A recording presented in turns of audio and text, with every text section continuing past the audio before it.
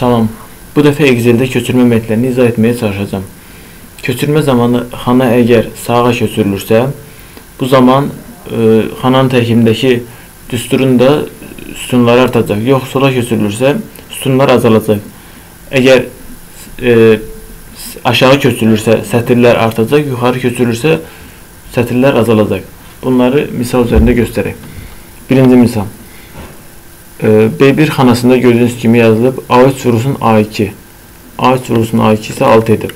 Əgər biz B1 xanasını C1 xanasına köçürsək, dediyimiz kimi sütunlar artacaq. Yalnız bir xana köçürdüyümüz üçün də bir sütun artacaq. Və düsturumuz B3 üstəgəl B2 olacaq. Baxaq.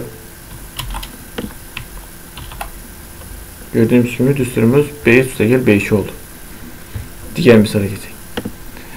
E1 xanasında D2 yazılıb və bu işarə isə mütləq ünvan işarəsidir.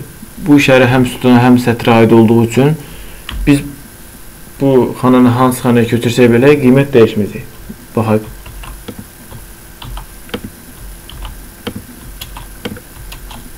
Gördüyünüz kimi qiymət dəyişmir. Digər misala baxaq. I4 xanasında 6 yazılıb. Bu isə H üstəgəl G3-ün nəticəsi olub. Gördüyümüz kimi H üstəgəl G3 6 edib. Əgər biz bunu bir xana sağa köçürsək, dediyimiz kimi sütunlar artacaq və düstur belə olacaq. H üstə H sütunu mütləq ünvana sahib olduğu üçün dəyişmir. Olduğu kimi qalır. G3-də isə sütun mütləq ünvana sahib deyil. Buna görə olacaq G3 bir vahid artaraq H3 olacaq. Düsturumuz isə H üstəgəl H3 olacaq. Gördüyünüz kimi düsturumuzda H üstəgəl H3 oldu. Əgər biz I4 xanasını I5 xanasına köçürmək istəsək, bu zaman isə yalnız bir sətir artacaqlar.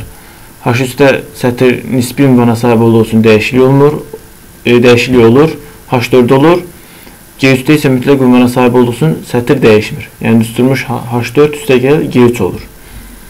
H4 boşdur, G3 isə 4 xanası var. Nəticə 4 olacaq.